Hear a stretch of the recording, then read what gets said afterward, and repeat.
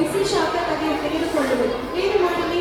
ನನಗೆ ಅವಳು ಅಲ್ಲಿದ್ದ ಕಟ್ಟಿಗಳನ್ನು ನೋಡಿ ಅದಕ್ಕೆ ಬಿಸಿ ಹಚ್ಚಿ ಅದರಿಂದ ಬಂದ ಬೆಂಕಿಯಿಂದ ಶಾಖವನ್ನು ಪಡೆದುಕೊಳ್ಳುತ್ತಾಳೆ.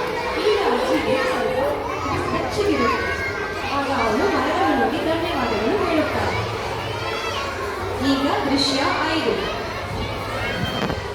ಒಂದು ಕುಟುಂಬ ತಮ್ಮ ಮನೆಯನ್ನು ಕಳೆದುಕೊಂಡು ಏನು ಮಾಡುವುದೆಂದು ಗೊತ್ತಿಲ್ಲದೆ ಅಲ್ಲಿ ಇಲ್ಲಿ ನೋಡಿಕೊಂಡು, ಅಯ್ಯೋ ನಮಗೆ ಇರಲು ವಾಸ ಮಾಡಲು ಮನೆ ಇಲ್ಲವೇ, ಏನು ಮಾಡುವುದು, ಎಲ್ಲಿ ಹೋಗುವುದು ಎಂದು ಕಷ್ಟದಿಂದ ದುಃಖದಿಂದ ಕಾಡಿನ ಒಳಗೆ ಹೋಗುತ್ತಾರೆ.